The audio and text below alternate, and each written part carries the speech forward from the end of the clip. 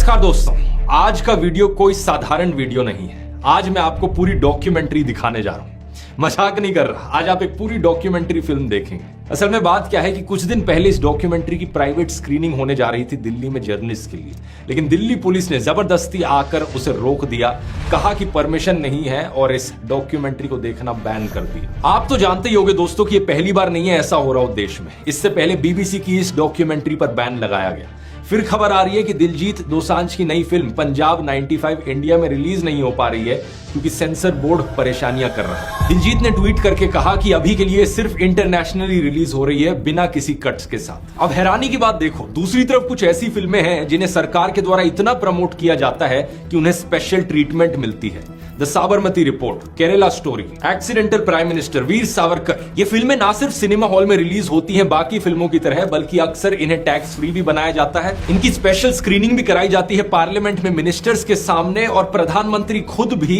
इनका प्रचार करते हैं ट्वीट करके, और वो भी तब जब ज्यादातर समय इन फिल्मों में झूठी कहानी और झूठा प्रोपेगेंडा भरा होता है। लेकिन अगर कोई ऐसी फिल्म हो जो इनकी आलोचना कर दे या किसी दूसरी पार्टी को थोड़ा फेवर कर दे तो वो डॉक्यूमेंट्री ही क्यों ना हो, उसकी प्राइवेट स्क्रीनिंग पर भी बैन लगा दिया जाएगा। ये जो डॉक्यूमेंट्री है जिसे आज आप देखने जा रहे हो, इस फिल्म को बनाने वाले लोगों ने मुझे रीच आउट किया इस घटना के बाद और पूछा कि क्या मैं अपने YouTube चैनल पर इसे रिलीज करना चाहूंगा। तो मैंने ये फिल्म देखी और सोचा क्यों नहीं। अगर इस तरीके से लोकतांत्रिक देश में आजादी को खत्म किया जाएगा तो मैं वो हर चीज करूंगा जिसकी जरूरत होगी आजादी को बचाने के लिए। ये जो सेंसरशिप का सिलसिला है, हम इसे आगे इस तरीके से चलते नहीं रहने दे सकते, इसलिए ये आज मैं रिलीज कर रहा हूं। ये डॉक्यूमेंट्री 2024 के उस दौर के बारे में है जब देश के इतिहास में पहली बार एक सिटिंग चीफ मिनिस्टर को अरेस्ट कर लिया गया था और एक ही केस में एक पॉलिटिकल पार्टी की सारी टॉप लीडरशिप जेल में डाल दी गई। और ये केस ऐसा जिसमें अभी तक कोई कन्विक्शन नहीं हुआ है और सुप्रीम कोर्ट ने बार बार डांट लगाई है ईडी और सीबीआई को। इस फिल्म का नाम है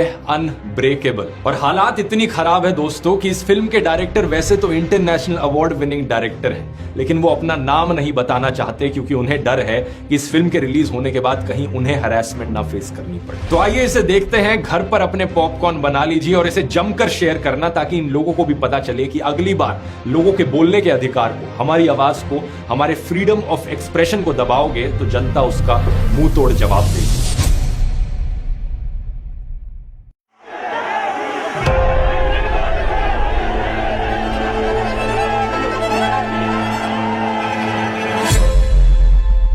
अरविंद केजरीवाल पहली बार सरकार बनाने में कामयाब हुए। 70 में 67 सीटें कोई सोच सकता है?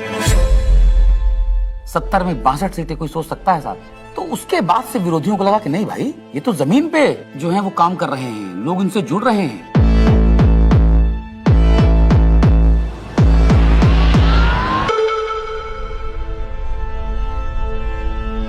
कहानी शुरू होती है तब से जहां से आम आदमी पार्टी ने पंजाब जीता। लोगों की भूख थी आम आदमी पार्टी की, उन्होंने कहा आम आदमी पार्टी हमें चाहिए।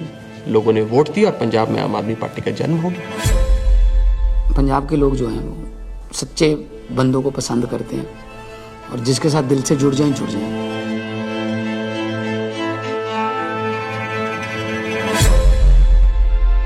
आम आदमी पार्टी गुजरात को भविष्य देगी। गुजरात की 6 करोड़ जनता के साथ मिलके एक नया गुजरात बनाएंगे जिसमें 24 घंटे बिजली होगी। और उसके बाद आम आदमी पार्टी गुजरात में जैसे ही घुसी तो वहां से एक दिल्ली के अंदर हमें चेंज आता हुआ दिखाई दिया।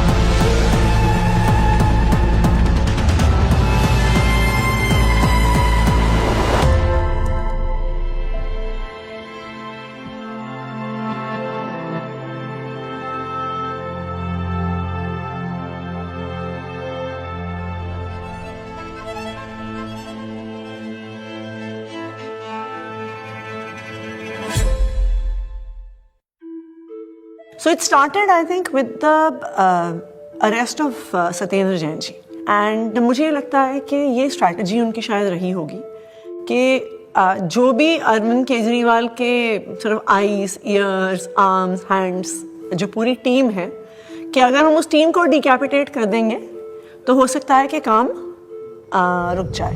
टेबल में बैठे होंगे बीजेपी के 3-4 लोग बड़े बड़े, बोले यार अब केजरीवाल को बेईमान साबित करने का क्या तरीका। किसी ने आइडिया दिया होगा कि कुछ घोटाला, बोले यार कोई घोटाला कैसे, कोई चिपकेगा नहीं इस आदमी पे। दिल्ली के स्वास्थ्य मंत्री सत्येंद्र जैन को ईडी ने हिरासत में लिया। एनफोर्समेंट डायरेक्टरेट ने सबसे पहले अरेस्ट होने वालों में मैं था। ऐसे तो कोई कर्म किए नहीं थे कि जेल चले जाएं। फिर मैंने कहा ऐसे कर्म भी नहीं किए थे मंत्री बन जाए। तो क्योंकि मुझको पूरा केस पता था तो मुझे लगा ठीक है, एजेंसी अगर अरेस्ट कर रही है थोड़े दिन में छूट जाएंगे। Why are they threatened by us? And the answer to me is very clear. आम आदमी पार्टी केवल एक सरकार या 10 नेताओं की पार्टी नहीं है। आम आदमी पार्टी एक सोच है। तब तक जो भी गिरफ्तार होते थे, पॉलिटिकल लोग भी जो गिरफ्तार होते थे, महीने में, 2 महीने में, 3 महीने में निकल के आ जाते थे। तब हमने ये नहीं सोचा था कि इतना लंबा चलेगा। अब ये जानकारी मिल रही है कि मनीष सिसोदिया को गिरफ्तार कर लिया गया है। इस वक्त की बड़ी सीबीआई बुलाया जाता था, ईडी बुलाया जाता था, उनके घर पे रेड हुई, उनके बैंक के लॉकर पे रेड हुई, दिल्ली सचिवालय में उनके ऑफिस में रेड हुई, उनकी यहाँ तक कि उनके पैतृक गांव में भी सीबीआई और ईडी वाले पहुंच गए थे। देखिए हमें तो पता था कि आम आदमी पार्टी के किसी भी नेता के पास एक भी पैसा नहीं है, और मेरे ख्याल से आज ही ईडी और सीबीआई को भी पता है। मैं तो खुश था कि दिल्ली में एक ऐसी शराब पॉलिसी बनाई गई है जिसमें एक मॉल में 27 शराब की दुकानें थी, वो अब कम हो जाएंगी और सरकार को रेवेन्यू बहुत ज़बरदस्त मिलेगा। तो मैं तो खुश था कि अच्छी पॉलिसी बनाई गई है और कई राज्य इस पॉलिसी को देख रहे थे, पर अचानक इन्होंने चिल्लाना शुरू किया है तो स्कैम हो गया है, स्कैम हो गया है, स्कैम हो गया है। अगर एक अच्छी पॉलिसी को ये स्कैम करार देके सीबीआई और ईडी में केस रजिस्टर करा सकते हैं तो किसी भी हद तक जा सकते हैं। मनीष सिसोदिया को ईडी ने गिरफ्तार कर लिया है। तिहाड़ जेल में पूछताछ के बाद मनीष सिसोदिया को अब ईडी ने गिरफ्तार कर लिया है। इससे पहले सीबीआई ने उनको गिरफ्तार किया था और वो इसमें डीएमएलए में 2 ही कंडीशन में बेल हो सकती है।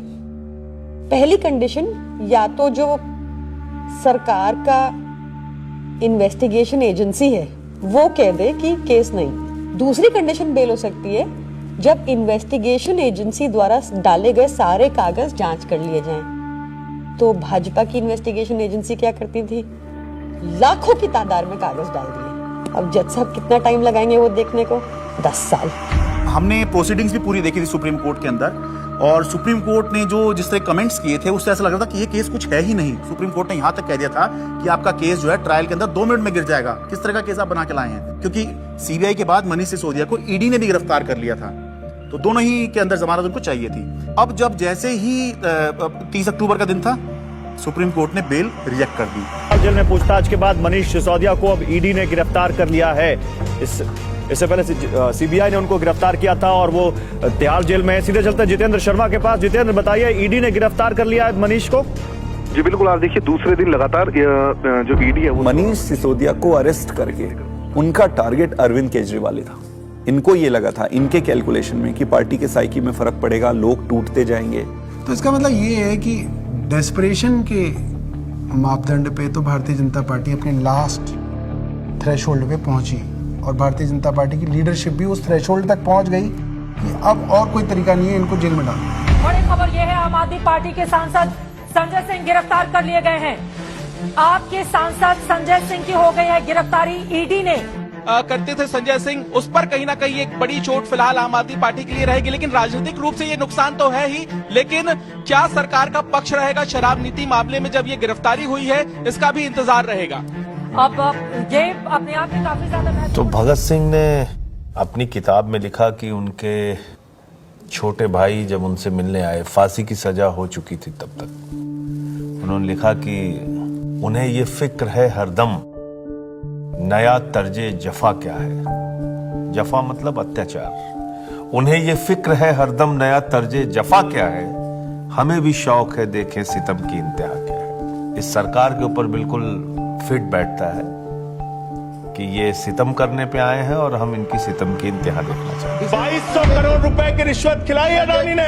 Nothing is going on record. 2200 crore रुपए की रिश्वत आपके अधिकारियों को। संजय जी, 2200 करोड़ की रिश्वत। संजय जी प्लीज। सर वो क्या बोल रहे हैं सर? वो आप इधर बोलेंगे कि उधर बोलेंगे? जिस तरीके से पार्लियामेंट में और पार्लियामेंट के बाहर अगर अरविंद केजरीवाल और पार्टी के वॉइस को एक स्ट्रक्चर करके जनता और देश के सामने रख रहे थे, बीजेपी उससे बहुत इरिटेटेड और फ्रस्ट्रेटेड थी। मैंने तो अपने घर के सामने एक बैनर भी लगवा दिया था कि फक्कड़ हाउस में ईडी का स्वागत है। अब कहानी जो है अलग लेवल पहुंच गई।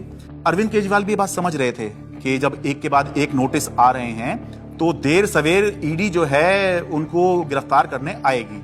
हमारा एक व्हाट्सएप ग्रुप है पार्टी की लीडरशिप का, जिसमें एक खबर आई थी कि ईडी वाले अरविंद जी के घर पहुंच गए हैं 6 फ्लैग स्टाफ रोड पे। एंड मुझे याद है मैंने ओबरॉय के फ्लाईओवर के नीचे से फिर हमने गाड़ी का यू टर्न लिया था और फिर 6 फ्लैग स्टाफ रोड जो सिविल लाइंस में है वहाँ पे पहुँचे थे। मुझसे पहले सौरभ भारद्वाज पहुँचे थे वहाँ पे। इतने में उन्होंने बैरिकेडिंग दोनों तरफ कर दी, बट मैं बैरिकेडिंग से पहले ही जो है वो अंदर पहुँच गया था मैं। तो मेरे को अंदर से किसी का मैसेज आया which was very sad thing to imagine. Arvind Kejriwal ji अपना बैग पैक कर रहे हैं और एक मुख्यमंत्री अपने घर में ही असहाय है, आप सोचिए। और वहाँ जो पुलिस खड़ी है वो उसके लिए नहीं खड़ी है, वो इसलिए खड़ी है कि किसी और को आने नहीं देंगे। उसके यहाँ जो ईडी के जो अफसर हैं वो उसको कह रहे हैं कि अब आप बैग पैक कर लो, आपको अरेस्ट कर रहे हैं। ईडी दफ्तर ले जाया जा रहा है अरविंद केजरीवाल को। इस वक्त की बड़ी खबर, बड़ा अपडेट, अरविंद केजरीवाल को ईडी ने गिरफ्तार किया है और ईडी दफ्तर उनको ले जाया जा रहा है। जिस तरीके से अब दिल्ली के मुख्यमंत्री अरविंद केजरीवाल को ईडी दफ्तर ले जाने की तैयारी की जा रही है और ये माना जा रहा है कि अब ईडी दफ्तर में उनसे पूछताछ होगी और उनके सामने। जब से मैं जर्नलिस्ट बना हूं 17 साल से मैंने नहीं देखा किसी सिटिंग चीफ मिनिस्टर को अरेस्ट किया गया हो। तो मेरे मन में एक बात अंदर से आई कि पार्टी खत्म नहीं होने दी, सरकार नहीं खत्म होने दी। तो उस समय जो बाहर थे, जैसे संदीप पाठक बाहर थे जो संगठन के काम देखते हैं, हमारे जो कैबिनेट के जो साथी थे, आतिशी थी, सौरभ भारद्वाज थे, हमारे सोशल मीडिया के जैस्मिन थे। तो फिर हम सब लोग हमारे घर पे ही हमने सबको बोला, सब लोग हम लोग वहीं धीरे धीरे वहीं गैदर हुए। अब ये देश को बचाने की लड़ाई है, तानाशाही के खिलाफ लड़ाई है और सभी मिलकर के लड़ेंगे और इस लड़ाई को जीतेंगे। कल 10 बजे भारतीय जनता पार्टी के मुख्यालय पर हम इसके खिलाफ प्रोटेस्ट शुरू करेंगे।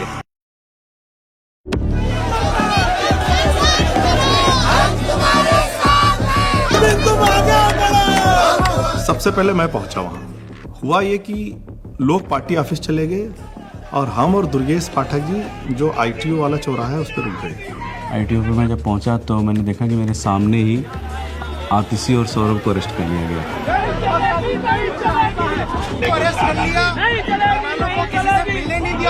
कोई वहाँ पे प्रोटेस्ट करने आता, 4 लोग सड़क पे बैठते, 4 लोगों को बस में बिठाते, बस भेजते।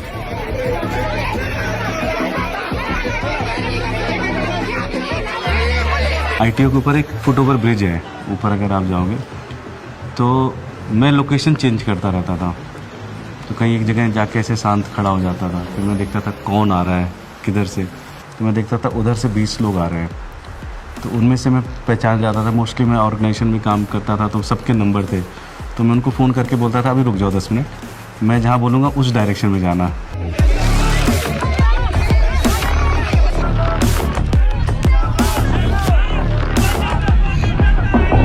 कोई एक डिक्टेटोरियल लीडर है और वो चुनाव से पहले सारे ऑपोजिशन के नेताओं को गिरफ्तार करा लेता है और फिर कहता है कि जी मुझे तो 99% वोट्स आ गए, मैं popularly and democratically elected leader हूँ।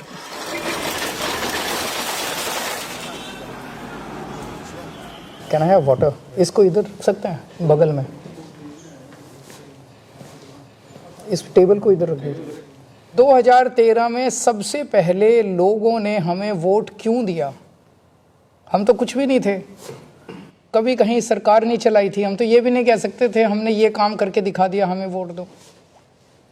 अन्ना आंदोलन किया था, तो अन्ना आंदोलन में लोगों ने देखा ये लड़के बड़े ईमानदार हैं, देशभक्त हैं, जिद्दी हैं, किसी चीज पे अड़ जाए तो करके रहते हैं। ये क्वालिटीज जनता को हमारी पसंद आई। इस क्वालिटी को वो खत्म करना चाहती थी बीजेपी, तो उन्होंने कीचड़ फेंकना चालू किया, करप्शन किया, केजरीवाल ने पैसे खाए, एक ताना बना बुना गया, लोगों को ज़बरदस्ती करके स्टेटमेंट्स दिलवाए गए, प्रेशराइज कर करके हमारे खिलाफ झूठे बयान दिलवाए गए। लेकिन कुदरत तो कुदरत है, ये क्या है? बीजेपी कुछ नहीं है कुदरत के सामने। हम लोग कुछ बाहर तिहाड़ के खड़े थे एंड आई रिमेम्बर थिंकिंग कि एज ऑफ दैट टाइम हमारी कोर टीम के 5 लोग उस समय उस दीवार के उस पार थे। मेरे हाथ में बहुत कुछ नहीं था, सब ऊपर वाले के हाथ में था। और मैंने अपना अंदर समय बहुत मेडिटेशन करते हुए और गीता पढ़ के बिताया। वहाँ पे सबसे ज़्यादा जो चीज़ परेशान करती है वो होती है अनसर्टेनिटी। उस 17 महीने में एक बड़ा हिस्सा मेरे अंदर उस सिपाही की तरह छटपटाता रहा जो देख रहा था कि उसकी पूरी फौज बाहर युद्ध लड़ रही है, और वो सिपाही जो हमेशा युद्ध में फ्रंट पे होकर लड़ता था वो आज बैरक में बैठा हुआ है। मैंने प्रयास किया कि घर के लोग 6 महीने तक, जब तक मैं जेल में रहा, मैंने प्रयास किया कि कोई मुझसे मिलने के लिए यहाँ पे ना आए, क्योंकि कई बार परिवार के लोग सामने आते हैं मिलने के लिए तो मन में एक अनावश्यक कमजोरी पैदा होती है। तो मैंने इस चीज़ को अवॉइड किया। फ़ोन पे जब वो वीडियो कॉल पे जब बात होती थी, वीडियो कॉल करते थे तो हंसते थे, लेकिन वो हंसी के पीछे कुछ ना तकलीफ छुपी होती है, क्योंकि पत्नी से बेहतर कोई नहीं समझ सकता है। लेकिन हम लोग को लगता है चलो वो अगर दिखा रहे हैं तो हम लोग को भी ऐसे ही दिखाना है। तो हमारे जैसे बच्चे भी आ गए थे तो सारे लोग सब हैप्पी फील करते थे कि पापा हम लोग ठीक है, आप परेशान मत होना और आप ठीक से रहो। एक बारी ना कपिल मिश्रा ने आरोप लगाया था 2 करोड़ का कि सत्येंद्र जैन ने अरविंद केजरीवाल को 2 करोड़ की रिश्वत दी। तो मेरी बेटी स्कूल में पढ़ती थी तो उसका नाम स्कूल में 2 करोड़ ही रखा गया था। तो बच्चों के लिए बहुत, मुझे लगता है ये दौर ऐसा चल रहा है जिसमें कि बच्चों को भी स्पेयर नहीं किया जा रहा है। फैमिली के अंदर अभी तक क्या होता था कि अगर पॉलिटिक्स है तो 2 पॉलिटिकल पार्टीज़ के बीच में, अपोनेंट्स के बीच में, उसमें फैमिली इन्वॉल्व नहीं होती थी। अब थोड़ा सा लेवल कुछ ज़्यादा ही नीचे आ गया है। नहीं, जब जेल में था तो परिवार को तो मिस नेचुरली करते ही हो आप, और विशेष रूप से जब आपकी वाइफ बीमार हो, आपका बेटा भी केवल कॉलेज में पढ़ता हो। तो उसने चिट्ठी लिखी, उसमें उसने बोला कि अगर आप इस वक्त मेरी चिंता करोगे, अगर आप इस वक्त इस बात को लेके चिंता करोगे कि मैं परेशान हूँ, तो फिर ये मेरी देशभक्ति पे सवाल है। तो मुझे लगा यार बेटा तो बड़ा हो गया। आपने अगर मेरी चिंता में जरा भी वक्त जाया किया तो फिर वो मेरी देशभक्ति का अपमान होगा। That would be a insult to my patriotism, कि अगर मैं देश के सबसे अच्छे शिक्षा मंत्री को ये विश्वास नहीं दिला पा रहा कि आप अपना काम करो, मैं यहाँ पे एकदम सेट हूँ, आपको मेरी चिंता बिल्कुल करने की जरूरत नहीं है, तो that would be an insult to my patriotism. And I felt that, I even feel that today. Phone आता था, 5 मिनट का फ़ोन होता था वो डेली जो आता था, तो उसमें ऐसा तो नहीं है कि मैं ये कह दूँ कि मैं बीमार बहुत हूँ या मैं कुछ भी हूँ। हाँ सब ठीक है, खाना खा लिया, हाँ इतना होता था। जो ड्रेडेड क्रिमिनल्स होते हैं ना, उनको सोलिटरी कन्फाइनमेंट में 2 हफ्ते से ज़्यादा नहीं रखते, उसको इनह्यूमन माना जाता है। तो मुझे लगातार कई महीने तक सेकेंड फेज के अंदर सॉलिटरी कन्फाइनमेंट में रखा गया। सॉलिटरी कन्फाइनमेंट में आप जेल ऑफिसर्स और मेडिकल स्टाफ, इनके अलावा आप किसी से बात नहीं कर सकते। सो आई वॉज ऑल अलोन। आपको चाहिए कोई बात करने के लिए, गप्पे मारने के लिए, अपने मन की भड़ास निकालने के लिए, कुछ भी बोलने के लिए, वो अलाउड नहीं था। मतलब 2 जालियों के बीच में से बात करें, शीशा लगा हुआ है, इधर से फोन पे मैं, उधर से हूँ, एक चीफ मिनिस्टर हूँ, दूसरे चीफ मिनिस्टर से मिलने आया हूँ, सिटिंग दोनों। जेल नंबर 1 में मैं था, जेल नंबर 2 में अरविंद जी थे, उसके बीच में एक दीवार ही थी। कभी कभी लगता था आवाज दो जोर से तो हो सकता है पहुंच जाए उधर। कई बार जेल के अंदर जब ऐसे मौके आते थे, ऐसे मोमेंट्स आते थे जब आदमी कमज़ोर फील करता था, तब मुझे लगता था यार मनीष की तरफ मैं सोचता था कि मनीष को 1.5 साल हो गया, उसकी तो वाइफ भी इतनी बीमार है, वो नहीं टूटा, सो हमें भी हिम्मत रखनी है। ये बड़ा वो था कि उन्होंने मेरी दवाइयाँ रोक दी। 15 दिन के लिए मैं शुगर का पेशेंट हूँ और 10 साल से मैं इंसुलिन पे हूँ, और 15 दिन उन्होंने मुझे इंसुलिन दी, मेरा शुगर 350-400 पहुँचने लग गया। जब जयप्रकाश नारायण इमरजेंसी के दौर में जेल गए थे, जब वो जेल गए थे उनकी दोनों किडनी ठीक थी, और 4 महीने बाद जब वो जेल से बाहर आए उनकी दोनों किडनी खत्म हो चुकी थी। Mr. Kejriwal, in fact, wrote to Tihar jail authorities alleging that he was not being administered insulin despite flagging his peaking sugar levels. ये जेल वाले कहते थे कि इंजेक्शन नहीं देंगे, प्रिस्क्राइब नहीं है। पता नहीं कितने साल से वो इंजेक्शन ले रहे थे, सब प्रिस्क्राइब्ड था। भारतीय जनता पार्टी के कहने पर अरविंद केजरीवाल जी की इंसुलिन रोके हुए हैं। ऐसा लगने लगा कि यार क्या ये जेल में रख के इनको मारने का प्लान बना रहे हैं। क्योंकि पॉलिटिक्स एक अलग होती है, लेकिन पॉलिटिक्स का मतलब ये नहीं होता है कि मैं आपको निपटा ही दूंगा। तो ये इंसुलिन वाली बात जो है, ये तो निपटाने वाली बात है। विरोधी होते हैं राजनीति में, लेकिन दुश्मन नहीं होते। कोर्ट के आदेश पर डॉक्टर्स की कमेटी बनती है, उसके बाद जो है इंसुलिन दी जाती है। आम आदमी पार्टी का मोराल जो था वो डाउन था। क्यों? कि आम आदमी पार्टी जो है वो दो चीज पे चलती है, केजरीवाल का नाम और वॉलंटियर का काम। वो दौर थोड़ा ऐसा था कि लगा था कि अब आम आदमी पार्टी जो है वो अब बचेगी नहीं, क्योंकि केजरीवाल के बाद कौन। कई बार ऐसे क्षण आए, ऐसे मोमेंट्स आए जब लगा कि अब तो सब खत्म हो गया, अब सब बर्बाद हो गया, अब there's no coming back from this, we have hit rock bottom.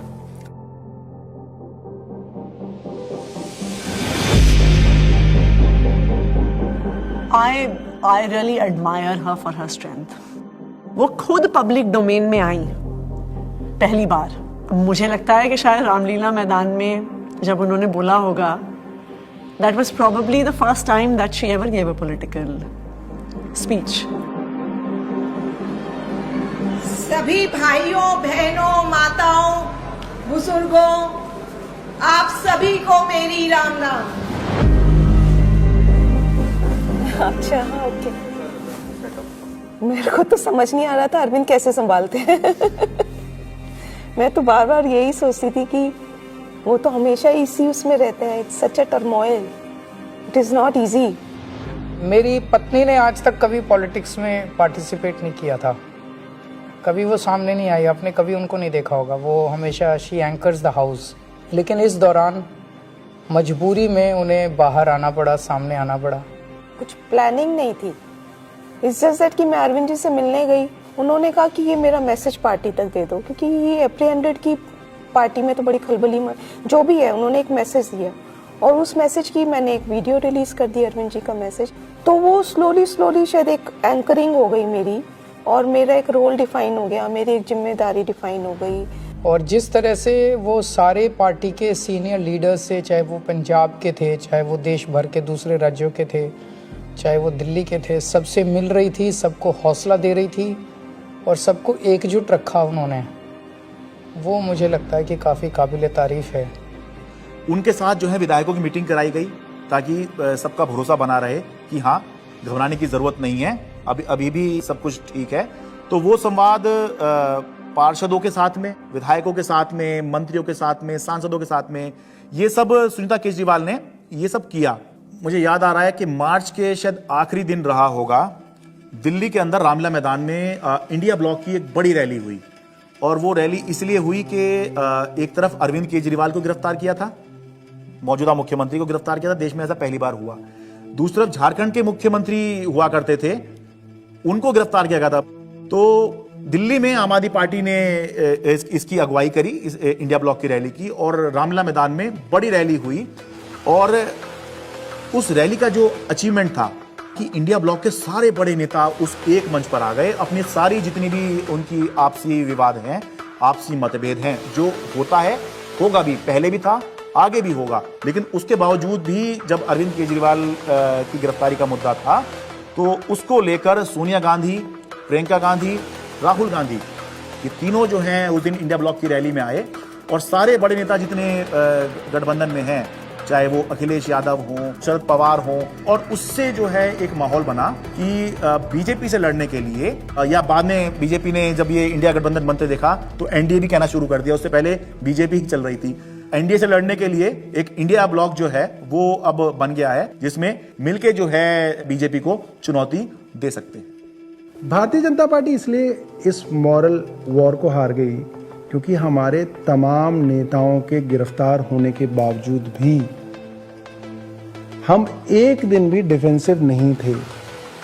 ये जेल भेज दें, कितने मुकदमे हमारे पे रोज चल रहे हैं, कोर्ट की तारीख आती है, जाते हैं, भुगतते हैं, पुलिस वाले आते रहते हैं, एसएचओ बदलते रहते हैं, रोज मुकदमे होते रहे। आम आदमी पार्टी का जो डीएनए है वो भारतीय जनता पार्टी के आगे झुकेगा नहीं, दबेगा नहीं, रुकेगा नहीं। और आम आदमी पार्टी इसीलिए जिंदा है एक अहम मुकाम जो था इस संघर्ष का तब आया जब अचानक से 2 अप्रैल को सुप्रीम कोर्ट ने संजय सिंह को जमानत दे दी।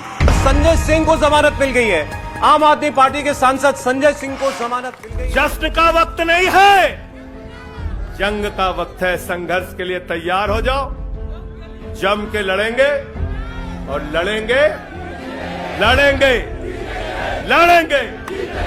That was the time at which I felt कि शायद हमारी इमोशंस बाहर निकल कर आई। एंड जिस दिन मनीष जी की बेल हुई थी और मुझे याद है उस दिन I was at a school inauguration. I am not very prone to being, मैं बहुत ऐसे इमोशनल व्यक्ति नहीं हूँ, पर उस दिन तो मैं स्टेज पर ही रोने लग गई थी। मैं एक पब्लिक उसमें थी, इनॉग्रेशन में थी। मनीष सिसोदिया को सुप्रीम कोर्ट से जमानत। इन्होंने स्टडी तो पूरा किया और उन्होंने सीढ़ी भी ठीक बनाई थी, बट वो सीढ़ियाँ ना, इसको ये नहीं पता था कि सारे केजरीवाल के रंग में रंगे हुए। डिले किया जा रहा है, डिले पर डिले, वो मनीष सिसोदिया की तरफ से नहीं, जब बल्कि प्रक्रियागत है। और तुमने सारे के सारे रिसोर्सेज यूज कर डाले। तुमने ईडी यूज कर डाला, तुमने सीबीआई यूज कर डाली, एसीबी यूज कर डाली, विजिलेंस यूज कर डाला, दिल्ली पुलिस यूज कर डाली, सारा मीडिया का नैरेटिव यूज कर डाला। पूरी पावर तुमने, मतलब कितनी गन पावर है बीजेपी की, आपने सब कुछ यूज करके इन सारे लीडर्स को अरेस्ट कर लिया। उसका रिजल्टेंट क्या है? 0। आम आदमी पार्टी के पूर्व मंत्री और वरिष्ठ नेता सत्येंद्र जैन को आखिर दिल्ली के राउज एवेन्यू कोर्ट से जमानत मिल गई है। हमें पता तो था ही कि आज नहीं तो कल, कल नहीं तो परसों बाहर तो आना ही है, क्योंकि हमने कुछ किया नहीं है। अगर हमने कुछ किया होता तो शायद हम बीजेपी ज्वाइन कर लेते, जैसे बाकियों ने किया। अरविंद केजरीवाल को जमानत मिल गई है। जिस खबर का इंतजार आम आदमी पार्टी के नेता कार्यकर्ता लंबे वक्त से कर रहे थे, वो खबर आ चुकी है। अरविंद केजरीवाल को जमानत मिल गई है। अभी की बहुत बड़ी खबर, दरअसल अदालत तो ये इलेक्शन डिफाइन करेगा कि आम आदमी पार्टी कहां जाएगी, और अगर ये इलेक्शन अरविंद केजरीवाल जीतते हैं तो वो उस लीग में आ जाएंगे जहां पर ये चर्चा होने लग जाएगी कि अगर 2029 में लोकसभा का चुनाव होगा तो क्या अरविंद केजरीवाल प्रधानमंत्री का एक चेहरा हो सकते हैं। वो चर्चा होगी। नहीं, मैं कभी अपने आप को ऐसे नहीं सोचता कि मैं कभी पीएम बनूंगा, या कभी ऐसे भी नहीं सोचा था कि मैं सीएम बनूंगा। सो पीएम बनना मेरी ज़िंदगी का कोई मकसद नहीं है, लेकिन जो भी सरकार आए इसे ख़त्म करना होगा। मैं चुनाव के टाइम में चुनाव लड़ो, आपस में एक दूसरे को गाली गलौच मत करो। आपने जो काम किए वो जनता के सामने रखो, आप जो विजन लेके आए हो वो जनता के सामने रखो। जनता को जो पार्टी पसंद आएगी उसको जिताएगी। जीतने के बाद सारी पार्टियों को मिलके फिर काम करना चाहिए, देश के लिए काम करना चाहिए, चाहे पक्ष में हो विपक्ष में हो। विपक्ष को कंस्ट्रक्टिव क्रिटिसिज्म करना चाहिए ताकि सरकार अच्छा काम कर सके, लेकिन एक दूसरे का जेल में डालना ये अच्छी राजनीति नहीं है। मैं दिल्ली की जनता से पूछना चाहता हूं, मैं देश की जनता से पूछना चाहता हूं कि क्या केजरीवाल ईमानदार है कि गुनहगार है? दोस्तों, 2 दिन के बाद, आज से 2 दिन के बाद मैं सीएम की कुर्सी से इस्तीफा देने जा रहा हूं, और मैं तब तक सीएम की कुर्सी पे नहीं बैठूंगा जब तक जनता अपना फैसला ना सुना ले। Did you anticipate his resignation, and why did he resign? रुके न जो, रुके न जो, झुके न जो, दबे न जो, मिटे न जो, हम वो इंकलाब हैं, जुल्म का जवाब हैं, हर शहीद हर गरीब का हम ही तो ख्वाब हैं। रुके न जो, झुके न जो, जी रहे हैं इसलिए कि प्यार जग में जी सके, प्यार जग में जी सके, प्यार जग में जी सके। जब हमने पार्टी बनाई थी तब सभी नेताओं और मीडिया ने कहा था कि इनकी एक भी सीट नहीं आएगी, लेकिन जनता ने मुझे मुख्यमंत्री बना दिया। जब हमने 2014 में असूलों के आधार पे सरकार छोड़ी तो इन सब ने फिर शोर मचाया कि आम आदमी पार्टी खत्म हो गई, अरविंद केजरीवाल खत्म हो गए। लेकिन फिर जनता ने हमें 67 सीटों के साथ जीत दिलाई, और 2020 में हमने वो कर दिखाया जो किसी ने सोचा भी नहीं था। हमने अपने काम के नाम पे वोट मांगे, शिक्षा और स्वास्थ्य के नाम पे वोट मांगे। सबने कहा कि इस देश में शिक्षा और स्वास्थ्य पर कोई वोट नहीं देगा, लेकिन जनता ने फिर सबको गलत साबित कर दिया। जनता ने कहा, अगर आप हमारे लिए काम करोगे तो हम आपको पावर देंगे। मैंने तो राजनीति में इतना ही सीखा है कि जब जनता अपना मन बना लेती है तो भले ही उनके सामने कितना बड़ा तानाशाह हो, पूरे सिस्टम की ताकत हो या बड़ी बड़ी पार्टियां हो, जनता सबको ध्वस्त कर देती है। जनता के सामने किसी का अहंकार नहीं चलता और जनता से बढ़कर कोई अदालत नहीं है। इसलिए मैं जनता के बीच जाऊंगा और अब जनता फैसला करेगी। जुल्म का जवाब है हर शहीद हर गरीब का, हम ही तो ख्वाब है रुके न जो।